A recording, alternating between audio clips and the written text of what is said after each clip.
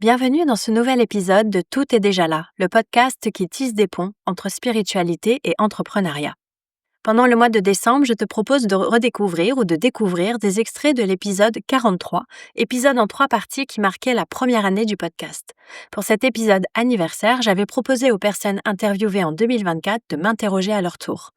Dans l'extrait d'aujourd'hui, je réponds à une question très importante de Léa sur la signification profonde du yoga et sa place dans ma vie.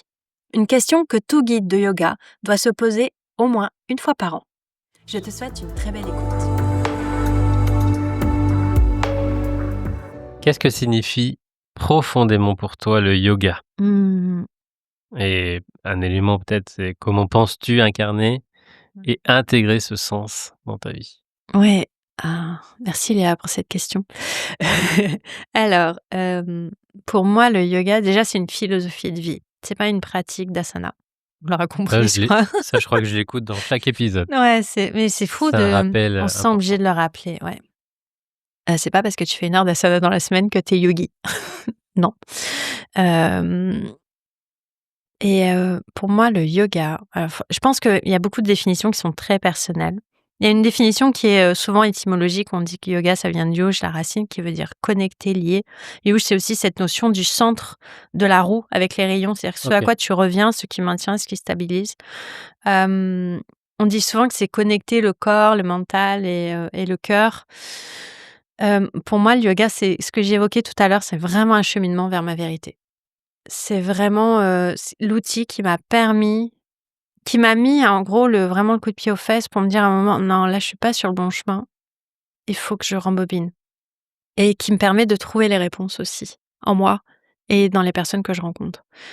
Donc le yoga, c'est en ça qu'il reconnecte pour moi, mais il reconnecte pas forcément que le corps au cœur et au mental, c'est pas même si c'est le premier effet qu'on ressent par les postures, c'est pour ça qu'on dit souvent ça, mais au-delà de la traduction de yuj, mais yuj, en fait, c'est aussi connecter, c'est-à-dire, ne plus te dissocier. Enfin, il y a 2 lignées en plus dans le yoga, il y a le dualiste et le non dualiste, donc il y en a pour qui, il y a toi et justement la source, et il y a des personnes pour qui tu fais partie de la source. Donc il y a même en yoga, il y a des contradictions dans les lignées, entre guillemets. Ce qui est important, c'est de choisir sa lignée. Ce que j'ai toujours à mes élèves, c'est choisis ta cartographie. Taoïsme, hindouisme, dans l'hindouisme, qu'est-ce que tu suis? Et surtout, reste sur cette cartographie-là. Parce que c'est quand on mélange les choses qu'on est confus. Et qu'on est perdu. Ouais, et c'est ce qu'on évoquait avec Maëlle d'ailleurs dans son épisode, c'est qu'à un moment, à trop vouloir mélanger les choses, tu as une espèce de marmite de goubli-boulga qui ressemble plus à rien. Et on a beau dire: «Oui, mais tout est issu de la même source, tout vient de» mais non. En fait, si chaque lignée a développé des techniques et des outils, ça vient de la lignée, donc il y a toute cette énergie derrière. Donc quand tu prends un truc de l'hindouisme et que tu le mélanges avec un machin du Dakota, ben, il y a plus cette essence, en fait. Donc je pense que c'est important de rappeler que le yoga, c'est avant tout, je suis désolée, hein, ça va pas plaire à beaucoup de personnes, mais c'est un cheminement vers soi pour revenir vers l'autre et vers le monde, en fait. C'est pour vraiment accepter qu'on fait partie d'un tout. Et c'est pour ça que je pense des fois des personnes disent: «Le yoga sauverait le monde». Le yoga dans ton pratique posturale ne sauvera jamais le monde. C'est pas parce que tu fais 108 Mais salutations dans au la soleil le philosophie 21 de juin vie, que par contre dans la philosophie, dans la spiritualité, sûr. mais comme toute belle spiritualité, le Ah oui. bouddhisme aussi peut sauver le monde en fait. Parce que dès l'instant où tu te questionnes et tu te rends compte que tu es la même l'autre est toi et tu es l'autre, bah, tu vas pas lui taper dessus. Tu vois? Tu vas pas le voler, tu vas pas faire des atrocités comme on en voit aujourd'hui en fait. Avant ou alors il y aura d'autres personnes autour pour t'arrêter et te dire: «Non mais là, c'est pas OK. Tu t'arrêtes, fais une pause. Va prendre des vacances parce que là, il faut que tu réfléchisses à ce que tu allais faire», tu vois? Et je pense que, ouais, le yoga, c'est ça, et pour l'incarner, en fait, c'est encore un sujet qui est un peu difficile pour moi parce que je pense que je suis en chemin encore pour l'incarner H24.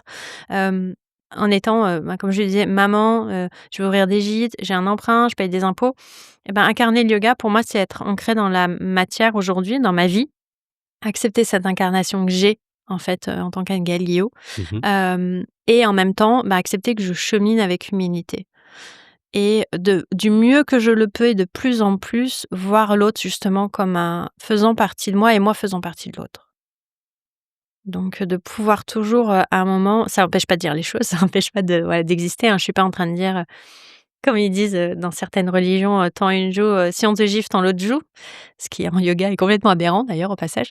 On n'accepte pas ce genre de choses, mais plutôt de dire, en fait, si je te montre que moi je te manque pas de respect, que j'accepte tes points de vue et que je te juge pas pour tes points de vue, Fais la même chose. tu vas être amené à faire la même chose. En fait, Mmh. c'est comme avec les enfants. Mmh. Le yoga des parents. Ouais, le yoga des parents. Non mais quand je vois des amis à moi qui enseignent des ateliers yoga, parents-enfants, Ouais. je leur dis: «Mais je pense que tu contribues vraiment à changer le monde, en fait, à un moment, parce que tu crées un moment où tout le monde est sorti de son quotidien, où ils sont ensemble, où normalement ils s'amusent». Après des fois il y a des crises, mais en tout cas où ils passent un très bon moment, ils peuvent en reparler après et souvent ils ont envie de le revivre et c'est top, quoi. Ah, tu pas encore fait? Non, je suis pas encore partie vers les enfants. Je suis très, attirée par le yoga dans le monde de l'entreprise, il y a pas de secret, pour justement les dépressions et justement aussi l'accompagnement des défunts et les seniors. Donc moi, je suis plutôt vers tourner instinctivement, naturellement vers Mmh. la partie de la vie, de départ que celle d'arrivée. Ouais, j'ai jamais, fait de dans mes 3000 heures de formation, il y a pas de yoga pour les enfants. OK. Ouais, et puis j'avais des collègues qui faisaient ça tellement bien à Paris, Oui. et qui le font toujours d'ailleurs.